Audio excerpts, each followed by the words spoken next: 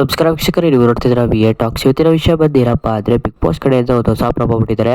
So ಆ ಪ್ರೊಮೋಗೆ ತಿಳಿಸ್ಕೊಡ್ತೀನಿ. ಅದಕ್ಕಿಂತ ಮುಂಚೆ ಎಲ್ಲರಪ್ಪ ಚಾನಲ್ ಸಬ್ಸ್ಕ್ರೈಬ್ ಮಾಡ್ಕೊಂಡು ದಯವಿಟ್ಟು ಸಬ್ಸ್ಕ್ರೈಬ್ ಮಾಡ್ಕೊಳ್ಳಿ. ಸೊ ನನಗಂತೂ ಈ ಪ್ರೊಮೋ ನೋಡಿ ಏನಪ್ಪ ಅನಿಸ್ತು ಅಂದರೆ, ಸೊ ರಾಘು ಅವರು ಸರಿಯಾಗಿ ಹೇಳಿದ್ದಾರೆ ಅನಿಸ್ತು ವೀಕ್ಷಕರೇ. ಸೊ ನೀವೆಲ್ಲ ನೋಡಿರ್ಬೋದು ರಾಶಿಕಾ ಅವರ ಏನಾಗಿದೆ ಬಿಹೇವಿಯರು ಈ ರೀತಿ ಈ ವಾರದಿಂದ ಅಂತ.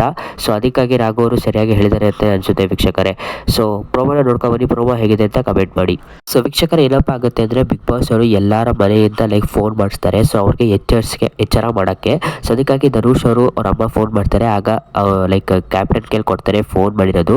ಸೊ ಆಗ ಹೇಳ್ತಾರೆ, ಏನಪ್ಪ ಹೇಳ್ತಾರೆ ಅಂದರೆ, ನನ್ನ ಮಗ ಧನುಷ್ ಅಂತ ಹೇಳ್ತಾರೆ. ಅದಕ್ಕಾಗಿ ರಾಘವೇಂದ್ರ ಹೇಳ್ತಾರೆ, ನಿನ್ನ ಮಗ ಧನುಷ್ ಏನಿದ್ದಾರೆ ಅವರು ನಾಮಿನೇಟ್ ಆಗಿದ್ದಾರೆ ಅಂತ ಹೇಳ್ತಾರೆ.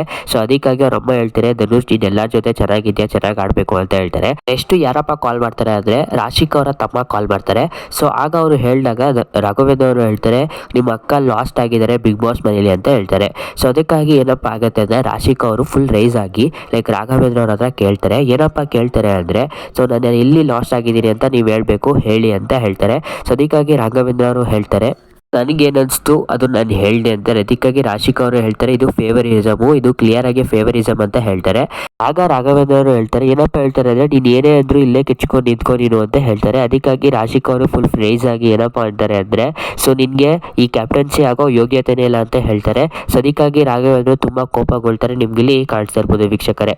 ಈ ವಿಡಿಯೋ ಇಷ್ಟ ಆದರೆ ದಯವಿಟ್ಟು ನಮ್ಮ ಚಾನಲ್ನ ಸಬ್ಸ್ಕ್ರೈಬ್ ಮಾಡ್ಕೊಳ್ಳಿ. ಇದೇ ರೀತಿ ಅಪ್ಡೇಟ್ನ ಕೊಡ್ತಾನೆ ಇರ್ತೀನಿ.